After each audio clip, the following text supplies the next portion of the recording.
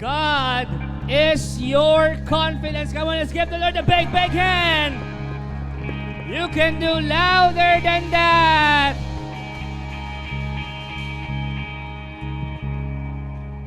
I love the gospel for today. Yung gospel natin for today, dyan yung mababasa yung pinakamaikling verse sa Bible. At pwede nyo siyang ma-memorize ngayon pa lang.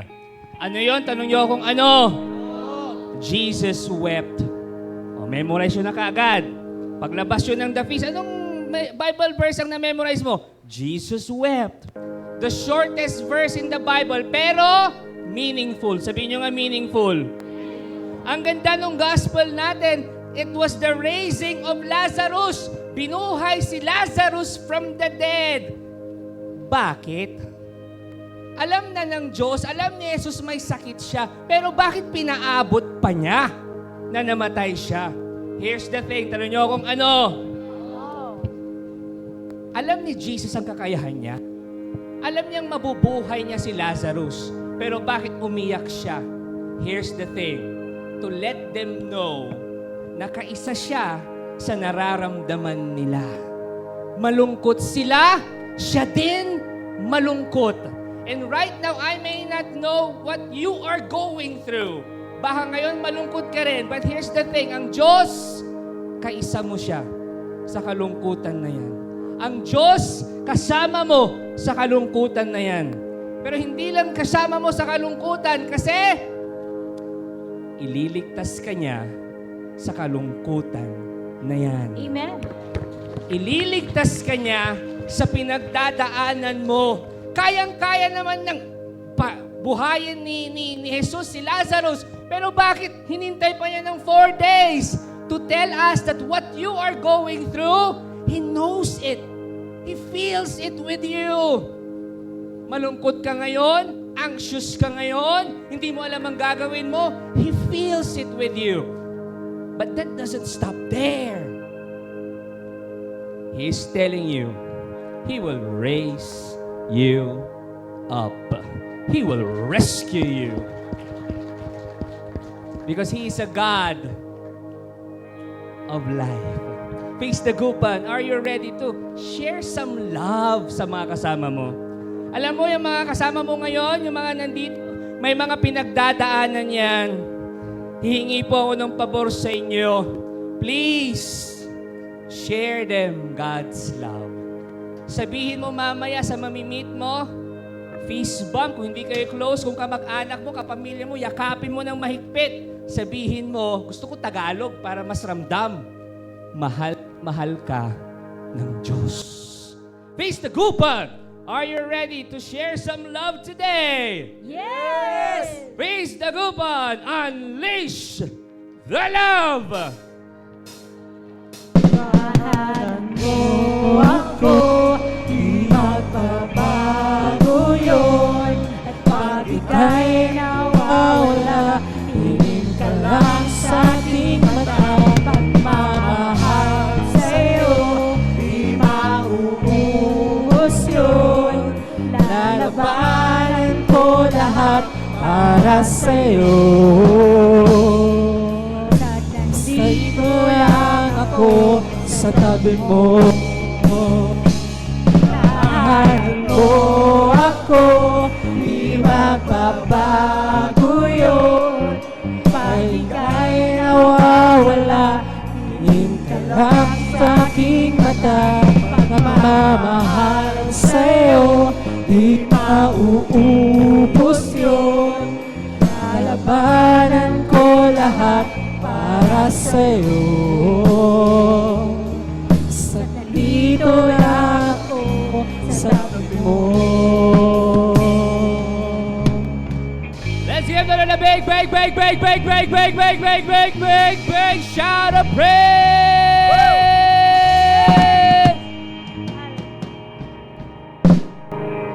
Mahal na mahal ka ng Diyos. Feast the Gupan, are you ready to pray our favorite prayer at the feast? I want you to bring out your Luvita to God's love. Kung dala mo, kung hindi naman, it's okay. I want you to just raise your hands. Kung komportable kang gawin yun, please do so. Kung hindi naman, it's okay. I want you to lift up all your prayers. your dreams. This is one of my favorite parts ng feast natin kasi we pray for one another's prayers. We pray for one another's dreams as one community. Let's make the sign of our faith slowly and meaningfully. We say in the name of the Father, and of the Son, and of the Holy Spirit. Amen. Together we declare, today I receive all of God's love for me. Today I open myself to the unbounded, limitless, overflowing abundance of God's universe. Today I open myself to God's blessings, healing, and miracles. Today I open myself to God's Word, so I become more like Jesus every day. Today I proclaim that I am God's beloved, I am God's servant, I am God's powerful champion. And because I am blessing the world in Jesus' name. Amen. Friends, this is the Word of God that tells you, mahal na mahal ka niya. He loves you so much. I want you to absorb that. We honor the Word. We sing.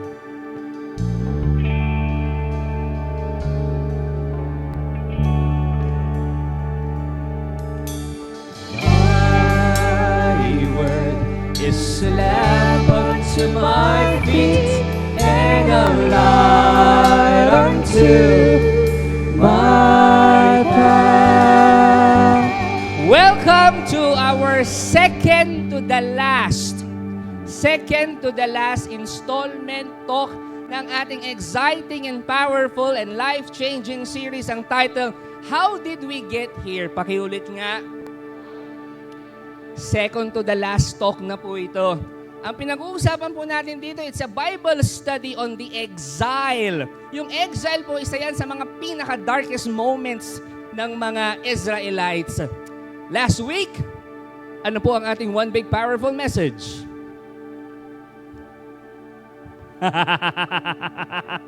Ha? Happy birthday. God is in the fire. Pakisabi nga sa katabi mo, God is in the fire. Wherein nalaman natin that God can rescue you from the fire that we are going through. From the problems, the chaos, the crisis that we are going through. But, sabihin nyo, but sometimes also, He allows the fire, the crisis, the chaos to consume us. But do not worry, He is also there in the fire, there in your chaos, there in your crisis. That's why you are protected. Sabihin mo nga sa katabi mo, protektado ka. Today, talk number 5 is entitled, The New Temple. Pakiulit nga. Ano yung new temple na yan, Brother Bars? Mamaya, malalaman po natin yan. And our one big powerful message for today, at tandaan nyo hanggang next week kasi tatanungin ko po ulit ito. Our one big powerful message is this: you are God's house. High five, 10 people, sabihin mo, you are God's house. Yan ang mensahe natin ngayong umaga, ngayong linggo. Ikaw ang tahanan ng Diyos. You are God's house. Mamaya po, magkakasense pa yan. Basahin niyo po ito. May papakita po ako sa inyo. Pakita natin. Next slide. Tchanan! Yan. Basa. Kapag binaliktad mo ang mga letra niyan, ang spelling, ano pa rin ang basa? Yun pa rin, di ba? Yung ba talagang iniintindi? Talaga ba, anak asan? Yun pa rin. Tama, wala lang. Di ba parang walang pinagbago. Bakit ko siya pinabasa? Tanong niyo akong ano? Bakit dapat? Tanong niyo akong bakit? Kayo naman, nasasabihin ko, ulitin niyo. Kaya ako siya wala lang. Gusto ko lang pabasa. Trip lang. Ang exile, kabaliktaran ng Exodus. Wag niyo nang ipagbaliktad yung letter ng Exodus sa exile, ha? Hindi yun ang tinutukoy ko. Ang Exodus at exile magkabaliktad. Tanong nyo, bakit? Ang Exodus is God's people living from a foreign land sa Egypt. Remember, going to the promised land. That's Exodus. Ang exile, baliktad. Ang exile, ito naman, yung tipong galing sila nandito sila sa foreign land and they want to go back to the promised land. Exile yon. Leaving the promised land, going to the foreign land. Baliktad. Yung tipong nasa promised land na sila, di ba nasa Jerusalem na sila, in-exile sila. Dinala sila saan? Foreign land, sa Babylon.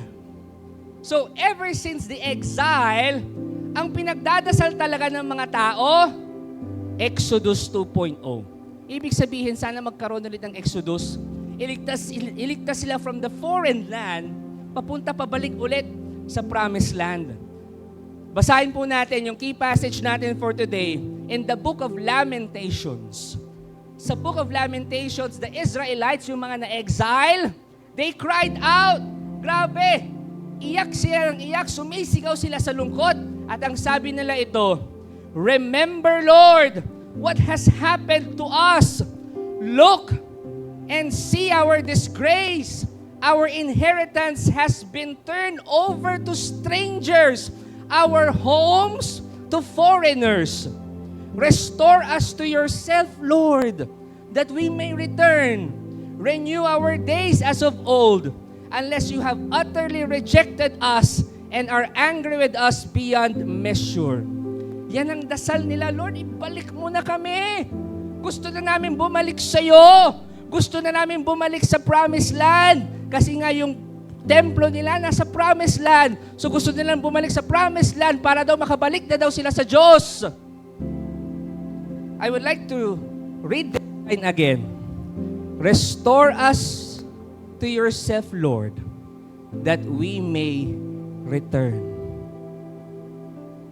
Yung mga na-exile, they were praying for two things. Ilan ulit? Ang pinagdadasal nila ito, number one, they return to the Lord. Yung pangalawa, they return to their land. On that verse, yun ang pinagdadasal nila. Bumalik sa Diyos at bumalik sa kanilang homeland, sa kanilang hometown. Para sa kanila, pareho lang daw yun. Iisa lang daw yun. Na kapag nakabalik na sila sa Jerusalem, nakabalik na rin sila sa Diyos. Kapag nakabalik na sila sa promised land, sa kanilang homeland, nakabalik na rin daw sila sa Diyos. Para sa kanila, iisa lang yon. Para sa kanila, pareho lang ang ibig sabihin nun. Talaga ba? Pareho lang. Pakinggan niyo po ito There are times, ganun din ang akala natin. We make that mistake also. Naakala natin pareho lang yon. Brother Bars, anong ibig mong sabihin? Pakinggan niyo po ito Kapag tayo po ay nasa gitna ng krisis, kapag tayo ay may pinagdadaanan, we assume these two miracles are one. Physical rescue, spiritual renewal.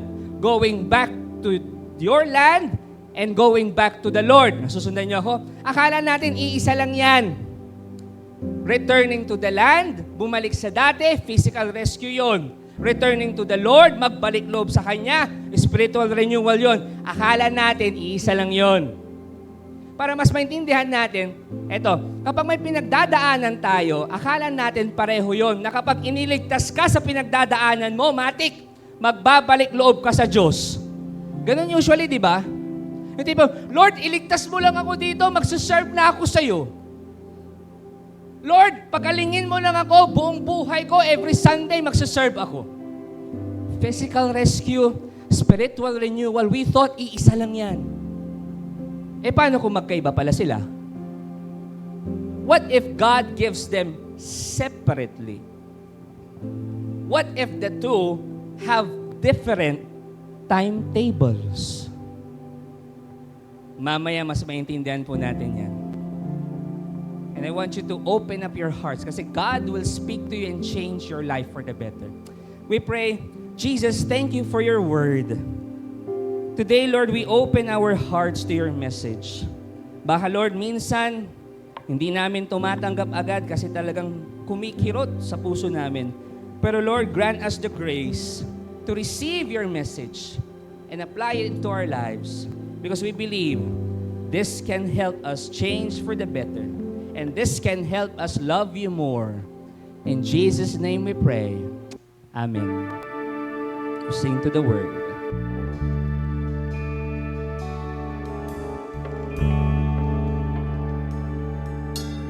Thy word is a lamp unto my feet and a light unto my path. Let's give the Lord a big hand, and habang mapaupo ka, sabihin mo sa katabi mo, God will speak to you today. Meron po bang mga first-timers in the house? Taas ang kamay. Come on, we just want to welcome you. First-timers, welcome po, welcome. Meron pa po ba? Welcome. Welcome to Feast Dagupan. Make it a habit to attend here. Do not just treat this as an event. Treat this as an encounter with the Lord. Yung dito kayo nagdi-date, di ba ang ganda? Very convenient ang date nyo ni Lord. Sa sinihan. Yung tipong, may ka-date ako sa sinihan. Sino? Si Lord. Ganun. So again, treat this as your family. Treat this as your home. And you can, again, invite your loved ones, your family, your friends sa Feast Dagupan. Pagkatapos po ng feast, mga kapatid, yung mga first-timers po, punta po kayo dito. Meron po kaming regalo at ipagdadasal po namin kayo bilang pasasalamat. Maaari din bang makita yung mga nag-invite sa kanila? Kung meron man, yung nag-invite ng mga first-timers. Meron po ba? Nandito ba sila? If ever na-invite sila or hindi nila nakita sa Facebook, if ever kayo yung nag-invite, maraming salamat. Palakpakan naman natin sila. Thank you for sharing Jesus to everybody. Nice ko rin pong i-welcome yung mga nanonood sa atin online, mapa-team replay man yan o team live. Thank you for joining us. And sana po isang araw makasama namin din kayo dito sa Robinsons, Pangasinan Movie World Cinema 3. And also maraming salamat sa inyong love offerings, for giving, for your generosity. Again, we will flash sa screen kung paano kayo pwedeng makatulong pa and be our partner in this mission. Tanong! Ikaw ba yung tipo ng tao na gusto mong bumalik yung dati? Yung dati na malakas ka pa. Yung dati na hindi ka pa nagkakasakit. Yung dati na kasama mo pa yung mahal mo sa buhay. Yung dati mong trabaho. Yung gusto mong bumalik sa dati mong sitwasyon na okay pa yung negosyo mo. Pinagdarasal mo ba na bumalik yung dati? Kasi ibang-iba na yung dati sa ngayon. This message is especially for you. Kung ikaw yon, makinig kang mabuti. Huwag mong palagpasin ang mensahe ng Diyos sa iyo ngayon. And to continue our talk, please welcome my co-preacher for today, Brother Bry Lopez. Good morning, Feast. Thank you, Brother Bars. Palapakan po natin si Brother Bars. Come on. Ayan. Ayan. Pwede ba magkwento sa inyo? I want to tell you a story. Okay lang? Okay, so after one feast, can you flash it on screen kung meron po? After one feast po, there's a servant, let's call him, tawag nila natin siya sa pangalang Marco. Not his real name, hindi niya totoong pangalan. Came up to me and asked if we could talk together. So Marco has been serving for years. Ang daming taon niya na nagsaserve sa feast. He's very active, very dependable. But when we sat down, iba yung tono ng boses niya. He said, Kuya, can I be honest with you? Pwede ba maging honest ako sa'yo? Sabi ko naman, of course, Marco, pwede kang maging honest sa akin. Then he paused for a while and said, Kuya, mahal ko kasi si Lord. Pero merong part pa rin sa buhay ko na hindi ko maibigay sa Kanya. I didn't interrupt. Hinayaan ko lang siya magsalita.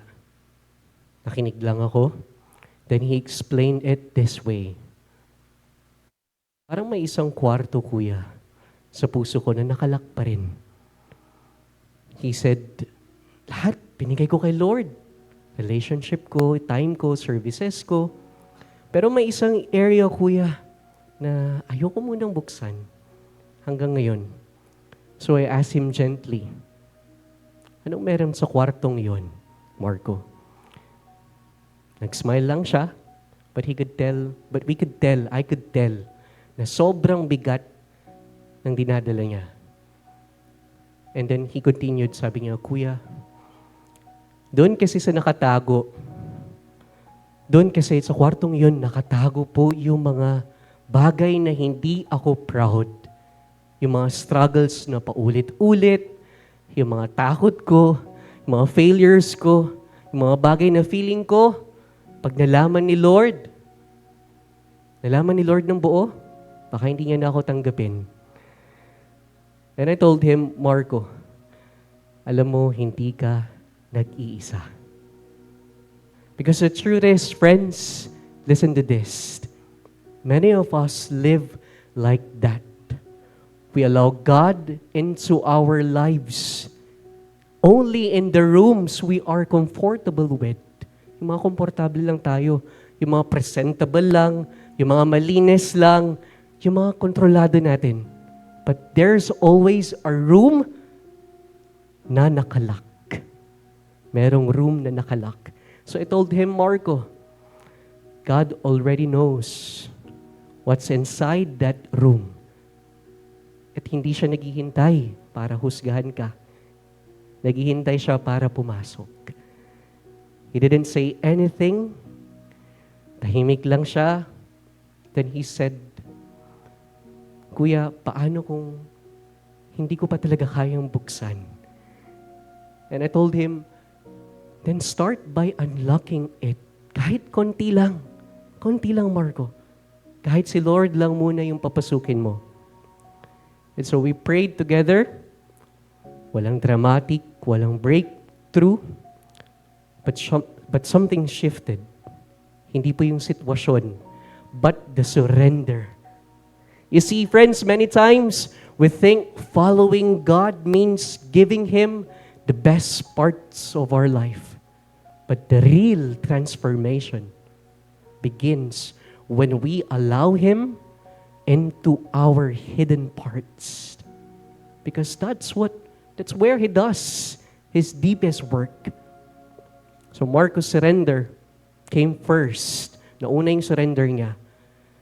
He's been in the process of restoring as his healing was a process. Hindi po instant. Hindi rin madalian.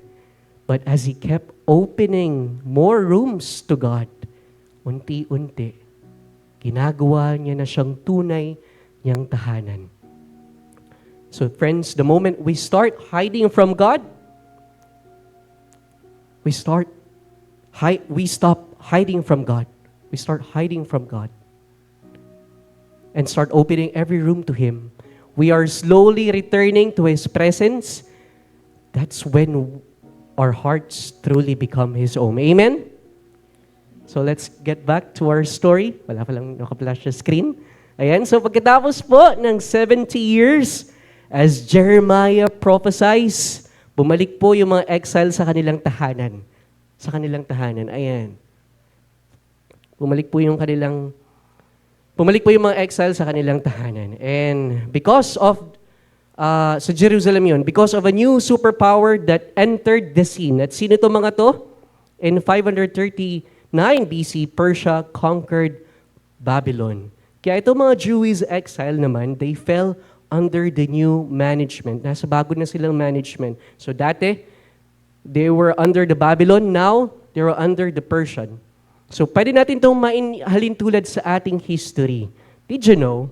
Kalabitin mo nga yung katabi mo at sabihin mo, did you know? The Philippines was under the Spanish rule for about, take note of this 333 years. That's from 1565 to 1898.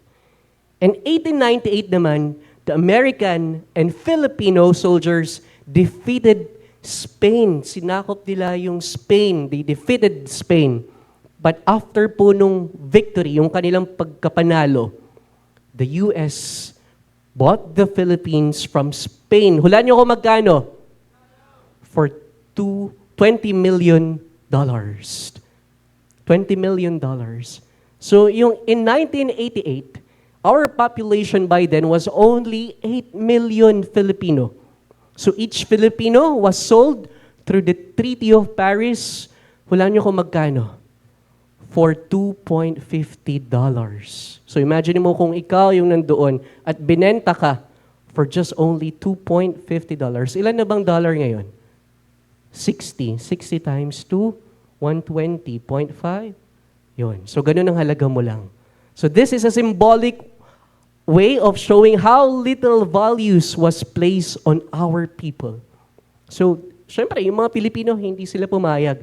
The Filipinos rebelled.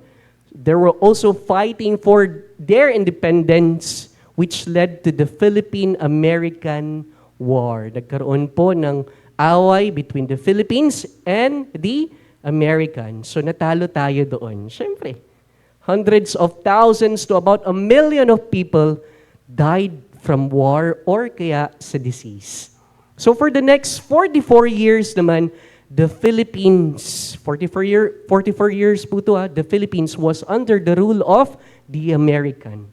So much like the exiles, we were passed from one ruler to another. Naranasan din natin maipasa mula sa isang mananakop patungo sa iba. Parang yung only rice sa isang fast food. Di ba?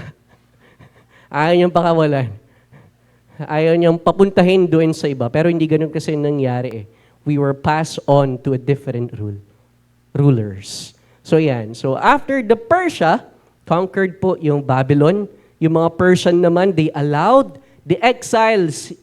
Hinayaan nila yung mga exiles to return doon sa Jerusalem. Pinayagan silang bumalik doon sa kanilang tahanan and rebuild their temple.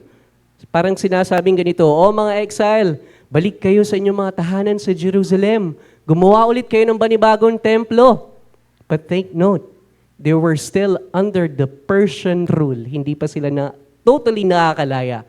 At ang utos ni King Cyrus of Persia, as he said in the book of Ezra, basahin po natin, sabay-sabay, any of these people among you may go up to Jerusalem and Judah and build the temple of the Lord, the God of Israel, the God who is in Jerusalem, and may their God be with them. So Ezra then narrates, let's continue.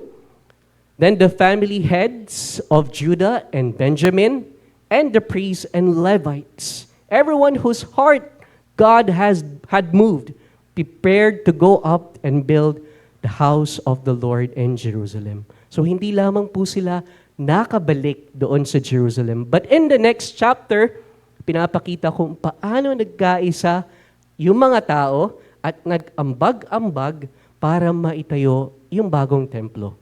Let's read again, pagpatuloy natin. When they arrived at the house of the Lord in Jerusalem, some of the heads of the families gave free will offerings toward the rebuilding. Everybody say rebuilding. Of the house of God on its side. And according to their ability, they gave to the treasury for this work for 61,000 derricks of gold. Alam niyo ba yung derricks? A derrick was a gold coin. Coin po siya. It's used during the Persian period, named after the King Darius. So each coin po weight or tumitimbang po ng 8.4 grams of gold. So yung 61,000 derricks of gold, it's a huge amount of gold. Hundreds of kilos. Tapos pagpatuloy po natin, 5,000 minas of silver, or yung mina po, that's about 2,500 kilogram of silver. And 100 priestly garments. So makikita po natin na hindi lang talaga bumalik yung mga exile doon, nagbigay din sila. Malaki, mabigat, merong maraming sakripisyo. But after the foundation of the temple was laid, ayan na, konti-konti nang nabibuild yung temple, may isang bagay na hindi sila na inaasahan na naganap. Pero bago po natin yan ipagpatuloy, okay lang ba magkwento ulit sa inyo? Okay. May isang mister po na hindi makatulog. Ayan, pakita natin. Sino dito yung mga mister hindi makatulog? Lalo na sa gabi. Ayan. So, pabiling-biling po siya sa kama, paikot-ikot siya. So, nagising yung misis niya. Siyempre, napansin niya eh. Tinanong siya kung bakit di siya makatulog. Sabi nung mister, Han, bukas na kasi yung deadline nung hulog ko kay pare. At wala pa akong pambayad, Han. Naku, lagot ako nito. So, ang ginawa ng asawa niya, tinawagan niya yung kumpare. Tinawagan ni Mrs. yung kumpare. Sabi nung Mrs. sa kumpare niya, pare, pasensya ka na ha. Bigla akong tumawag sa'yo. Meron kasing pinapasabi itong si Mister, itong kumpare mo sa'yo. Hindi daw siya makakapagbayad bukas. Sige, yun lang, good night. Tapos drain up niya na yung call.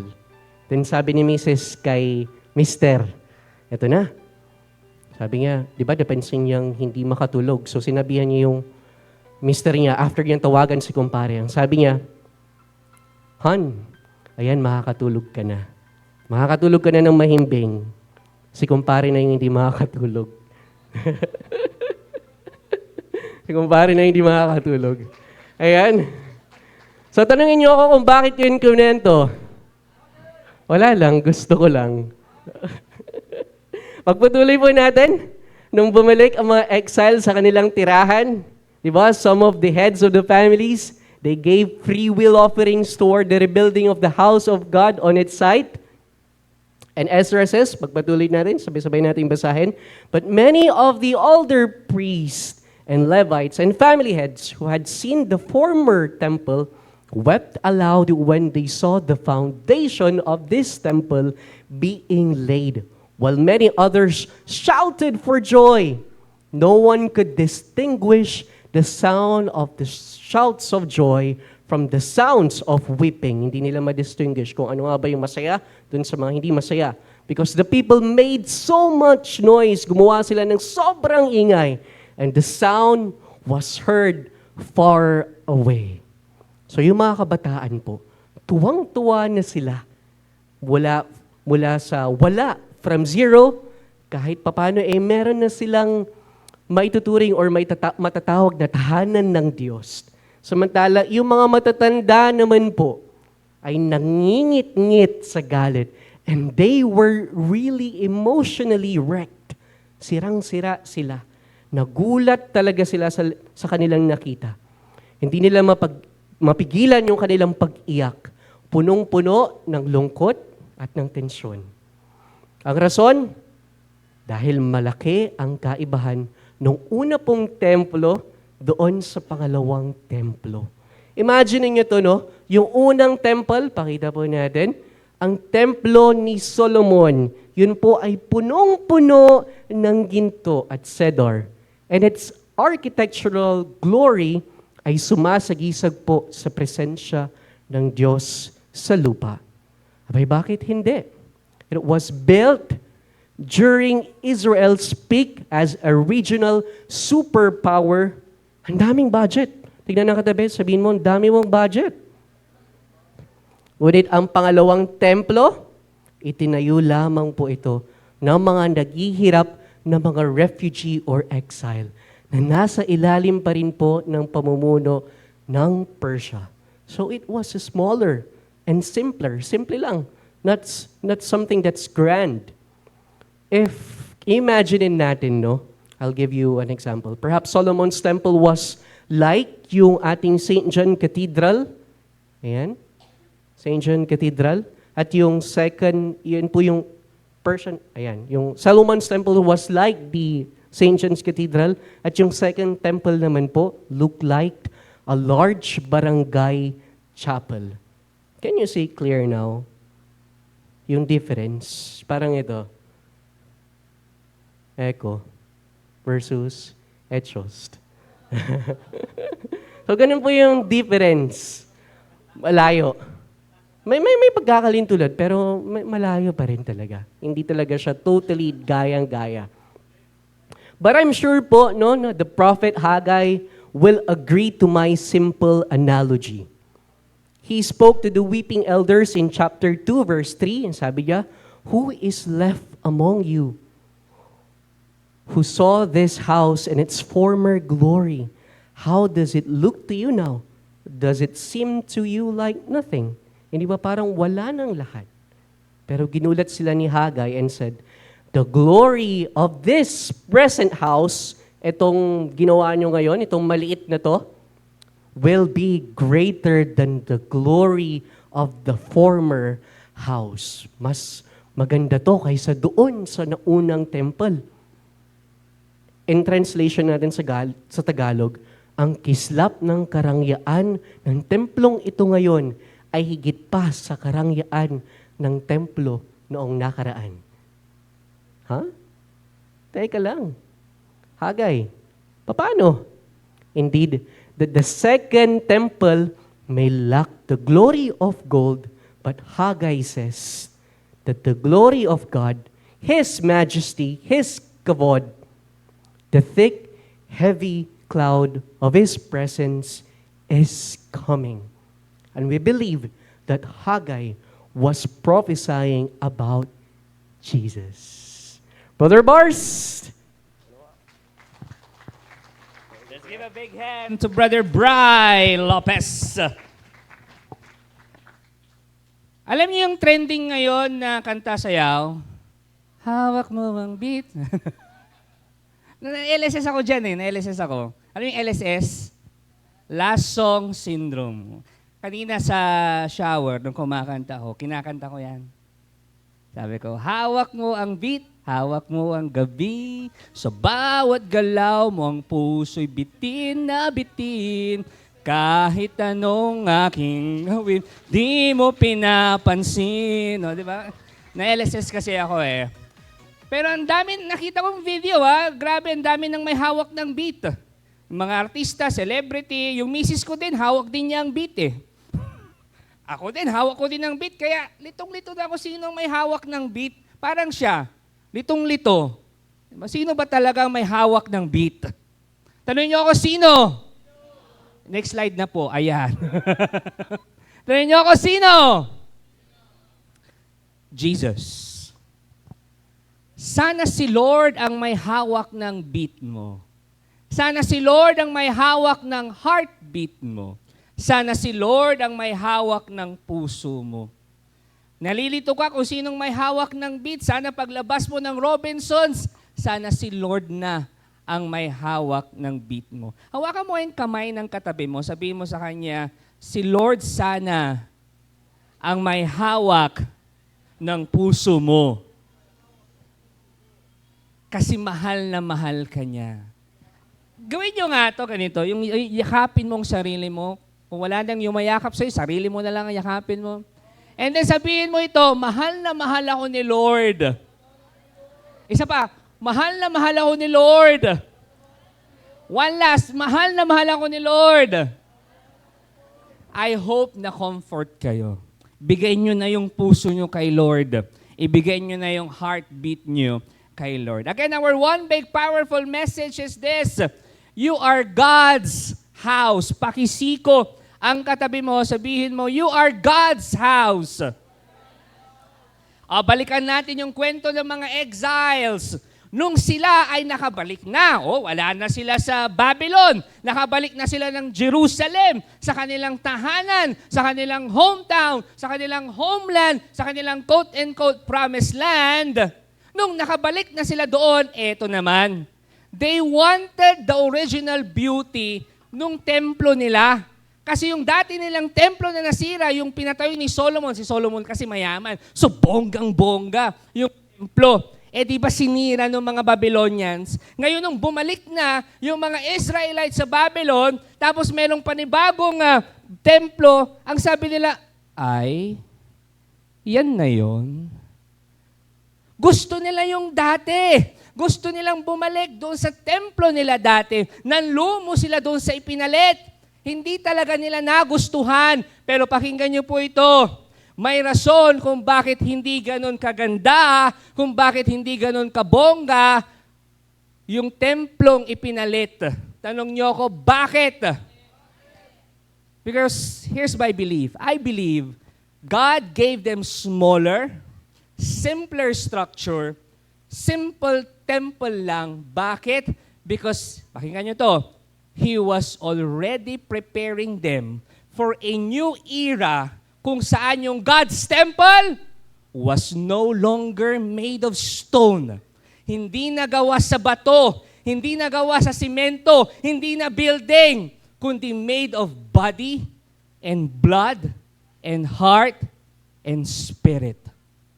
Pine-prepare na sila ng Diyos sa transition na yon. Pine-prepare na sila ng Diyos na mag-move on na doon sa dating magandang building, na mag-move on na doon sa dating magandang structure, na mag-move on na doon sa dati.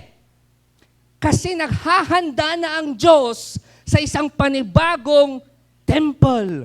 At ano yon? Not made of stone, not made of magagandang materyales, but made of body, blood, heart, and spirit. Ulitin ko po yung sinabi ni Brother Bry kanina, na sinabi ni Prophet Haggai. Basahin natin, ang ganda nito, believe me. Haggai chapter 2 verse 9. The glory of this present house will be greater than the glory of the former house. Naniniwala tayo, anong ibig niya sabihin dyan? Naniniwala tayo that Prophet Haggai was prophesying about Jesus. Na si Jesus ang tinutukoy niyang bagong templo. Made of body, made of heart, made of spirit. The physical body of Jesus became the temple of God in this world. Brother Bars, paano mo nasabi yun? Ito po, sabi ni St. John, John chapter 1 verse 14, the Word became flesh and made His dwelling among us. Jesus, pakinggan nyo to. Jesus was now the breathing, walking, talking, living glory of God. Living temple. Hindi na, susundan niyo ko, hindi na building. It is Jesus. The Babylonians destroyed the first temple. Yung ang ganda-gandang temple, sinira yon. Tapos ang mga Romano, they destroyed the second temple. And then, the enemies also tried to destroy this living temple, tried to destroy Jesus. Paano? By hanging Him on the cross. Yung unang templo, sinira ng Babylonians. Yung pangalawang templo, sinira ng mga Romans. At itong living temple, they wanted again to destroy it. Paano? By hanging Him on the cross. And for a moment, akala nila nagtagumpay sila. But 3 days later, etong nangyari. The greatest temple, the temple of all temples, was restored and walked out of the tomb. Hindi niyo ako narinig. Jesus told the Pharisees, I will destroy this temple and in 3 days I will build up. Not the physical temple. He was referring to His resurrection. Wow.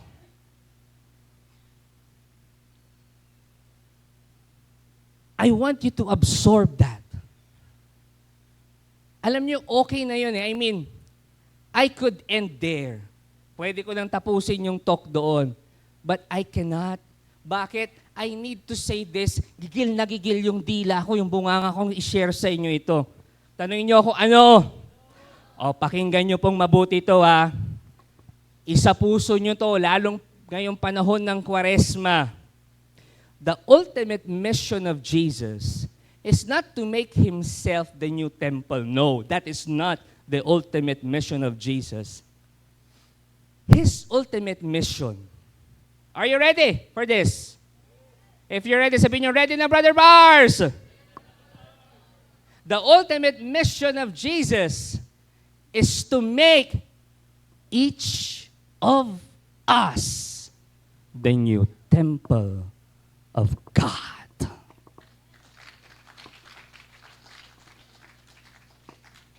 Ikaw yun. Ikaw yun. Filled with His glory, with His kavod. I want you to absorb that. You are the new temple of God. Ikaw. Ikaw.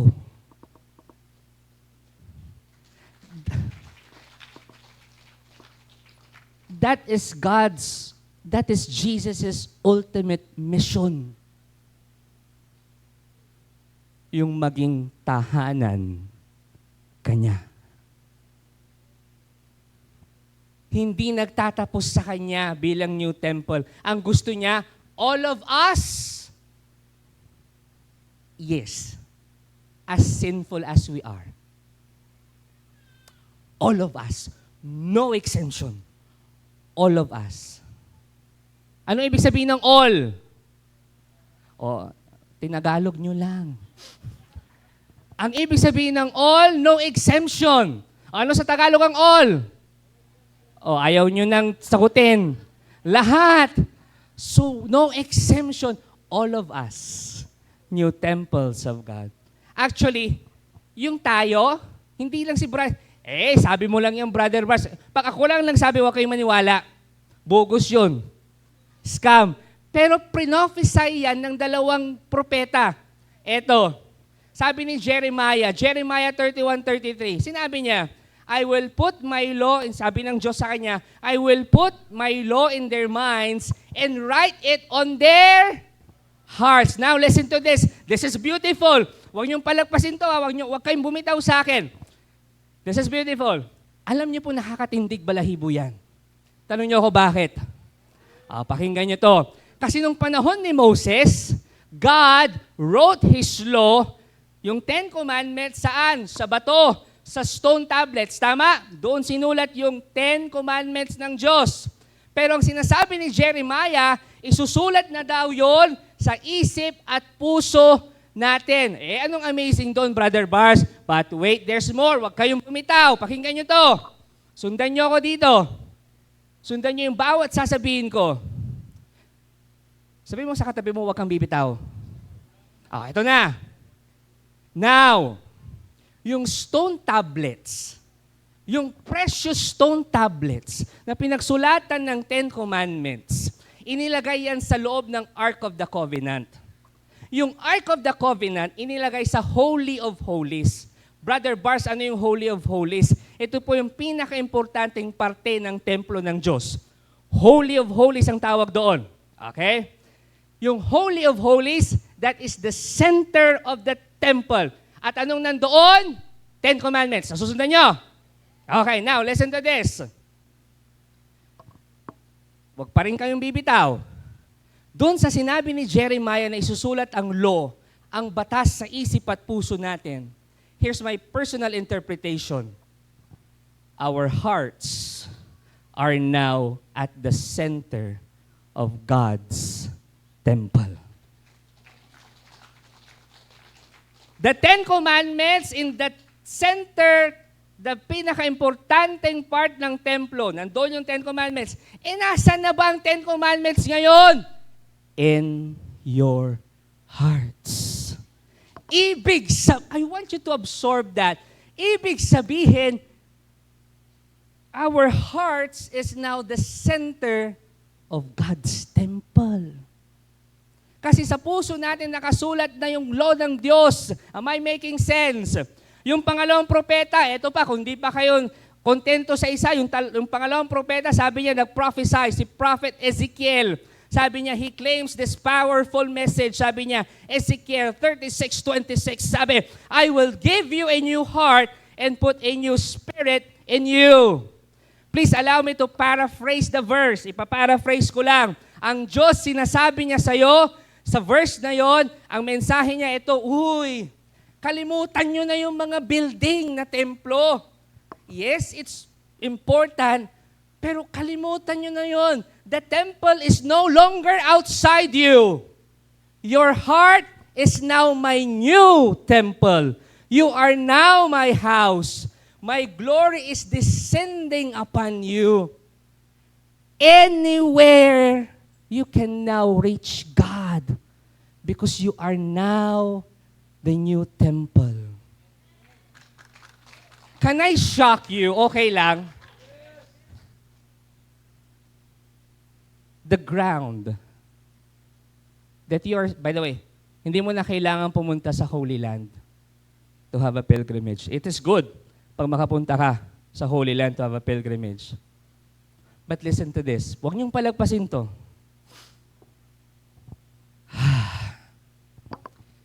The ground that you are standing is a holy land. Why? Because God is there in your heart. You are the new temple of God.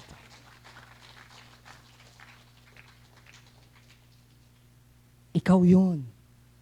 Everywhere you go, it's a holy land. Because you are God's temple. You are God's house. Sabihin mo sa katabi mo, you are God's house. Diyan na nakatira ang Diyos. And I want you to absorb that. The God who is loving, the God who is generous, the God who is almighty, the God who is all-powerful is living in you.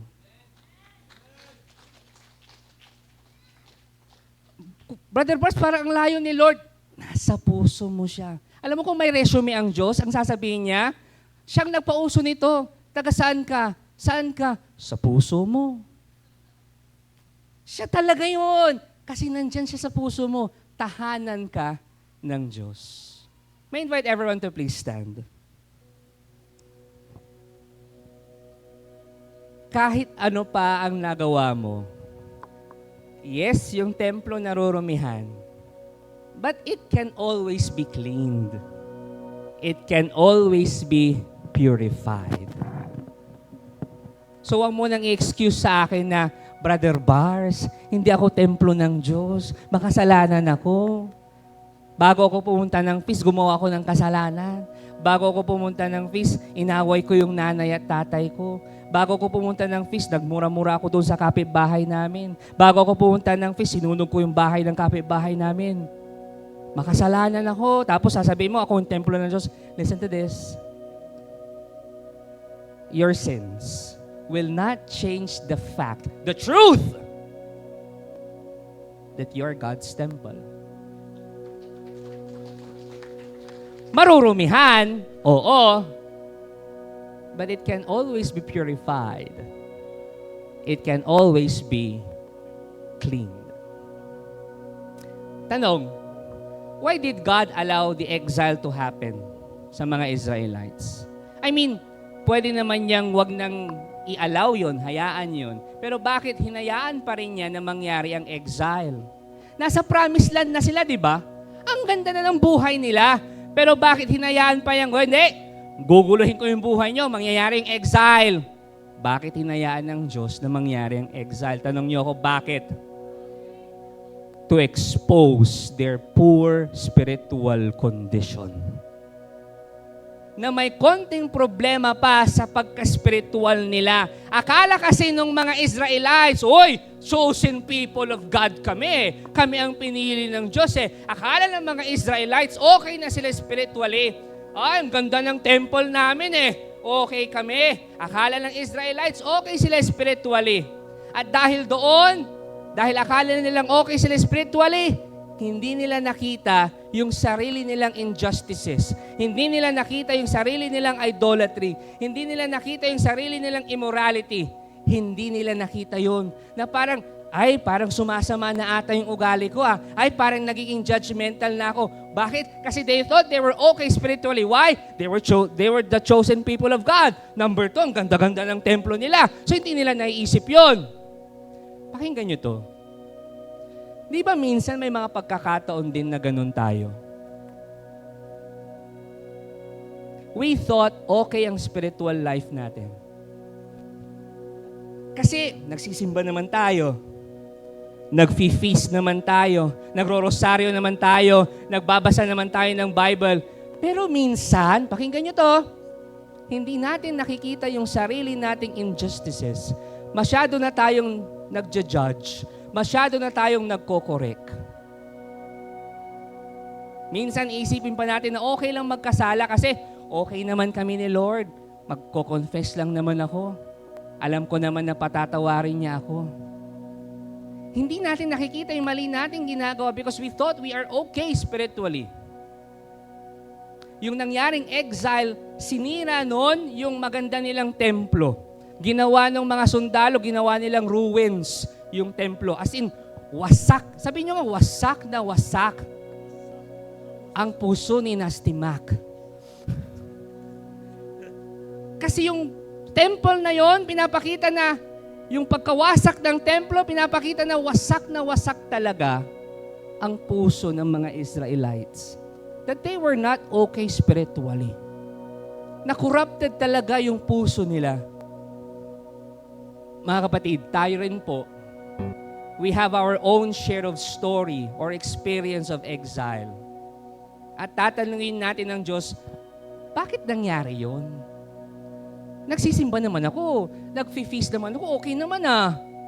Pero bakit nangyari? Bakit hinayaan mong mangyari yun, Lord? Bakit hinayaan mong mangyari pinagdadaanan ko? Malamang sa malamang, baka ito ang rason. To expose also our poor spiritual condition. Para makita natin yun. Hindi pa talaga tayo okay spiritually. This reminds me of a story. Pwedeng magkwento? Habang nakatayo kayo, pilitin niyo muna ako, sabihin niyo, Pogi, sige na.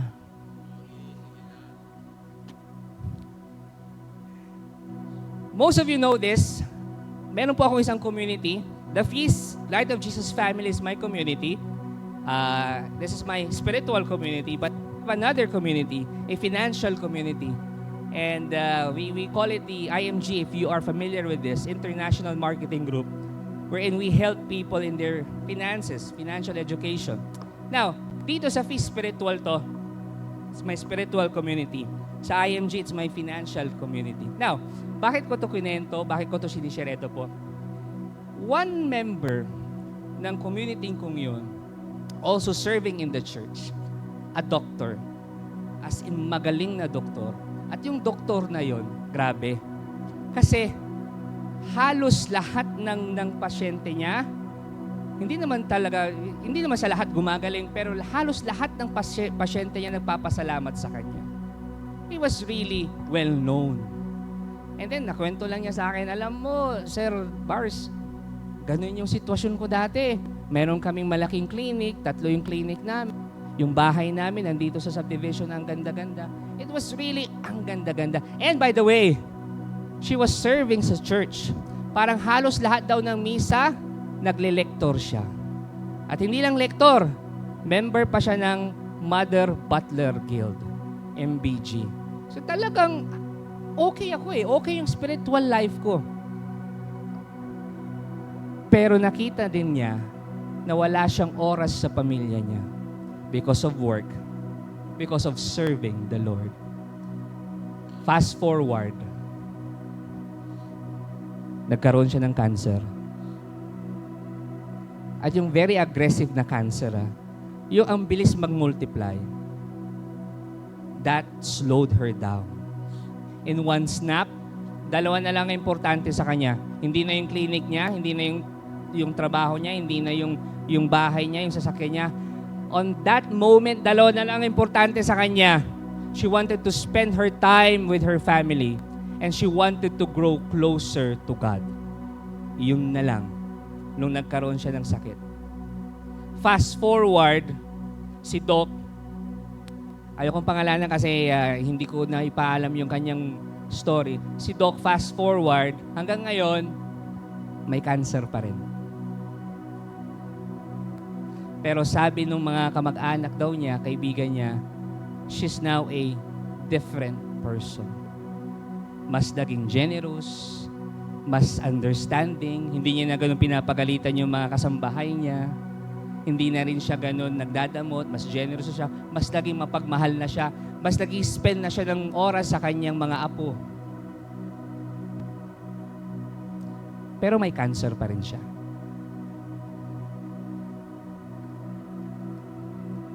Many times, listen to this, a crisis exposes our true spiritual condition. It unmasks the spiritual wound that we cover up with our busyness and distractions. Though ang Diyos, hindi pa siya pinapagaling. Though ang Diyos, hindi pa nire-remove yung cancer niya. Pero yung spiritual cancer niya has already been healed.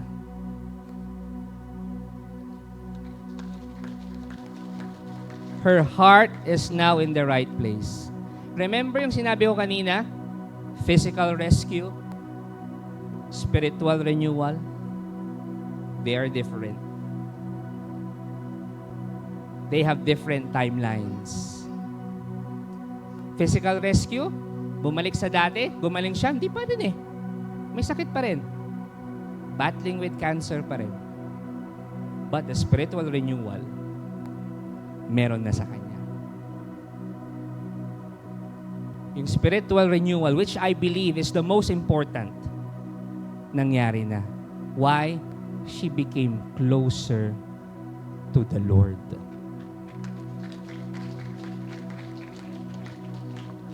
Returning to the land, returning to the Lord. Returning to the land, hindi pa. Sa dati, wala pa. Wala pang healing. But returning to the Lord, which I believe is important, meron na. I do not know about you. Perhaps you are still in your exile. May pinagdadaanan ka pa rin, may mabigat ka pa rin problema, may sakit ka pa rin. O yung mahal mo sa buhay, may sakit pa rin. May utang ka pa rin. Hindi pa rin kayo okay ng asawa mo. Broken pa rin ang pamilya mo ngayon. Wala ka pa rin jowa. Hindi ka pa rin nahihil sa pagka-heartbroken mo. Bankrupt pa rin ang negosyo mo. Wala ka pa rin trabaho. LDR pa rin kayo ng asawa mo. Hindi ka pa rin okay sa school. Hindi pa nangyayari yung physical rescue mo. Hindi ka pa nakakabalik sa dati. But listen to this. Wala pa yung physical rescue, yes. But the spiritual renewal na pinaka-importante is now in front of you. God wants to rescue you spiritually. God wants to be closer to you. Malapit na mahal na araw. Okay lang, medyo tatayo pa tayo ng konti.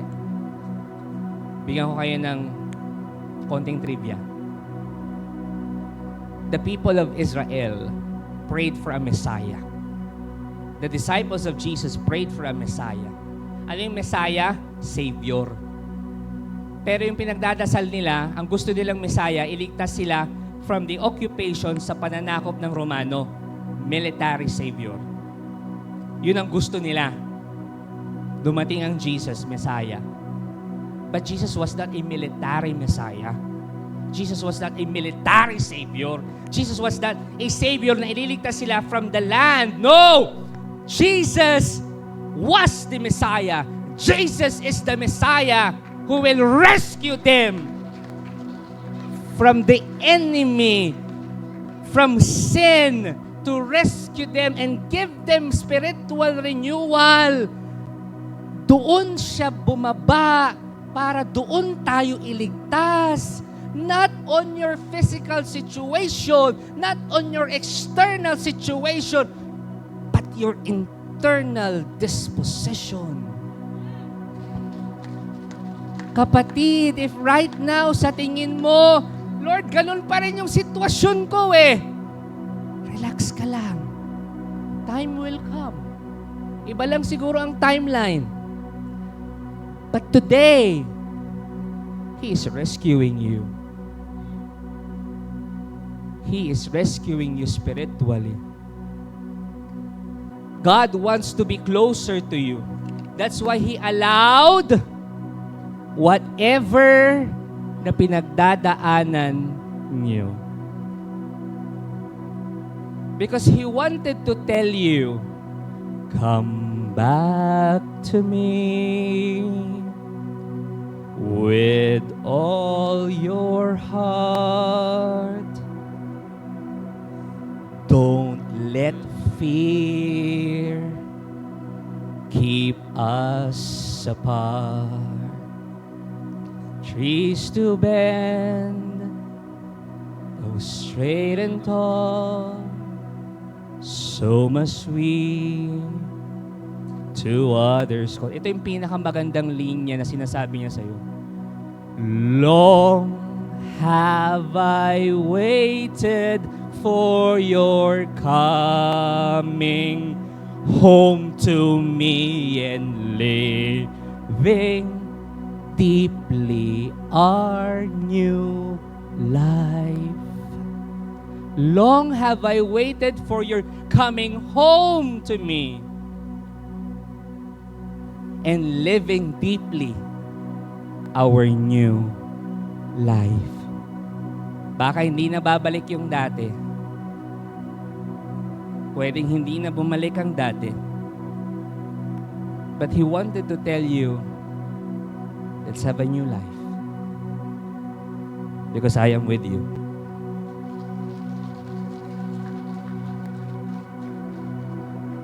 This season of Lent, yun ang imbitasyon sa atin ngayong panahon ng Kwaresma. To come back to the Lord and live a new life. Kalimutan mo na yung dati. Because the future na hino-offer sa'yo is more glorious than your past. Balik ka na sa Kanya, ikaw ang tahanan niya. Let's have this prayer of surrender. Let's renew our commitment. Every week we do this. If this is the first time you will do this, maraming salamat. If you've been with us for the past few weeks, we've been doing this weekly, maraming salamat din. Let's just renew our surrender, our commitment, our faith to God. I want you to close your eyes and please say this prayer after me. If kaya mong mas ilakas, please ilakas mo. Jesus, I come home to you. You made me to be your dwelling place. Yet I have wandered far. Today, I surrender my heart again. Cleanse me, renew me, and live in me. Make me your house where your Spirit abides. Jesus, you are for me, not against me. Lead me back, hold me close, and never let me go. Amen. We worship the Lord today. Thank you for watching. Be sure to subscribe to this YouTube channel para wala kayong ma-miss na video at live stream. Please also share this video to your loved ones, families, and friends. And do not forget that you can join us here live sa Feast Dagupan. God bless you all more. Mama Mary loves you.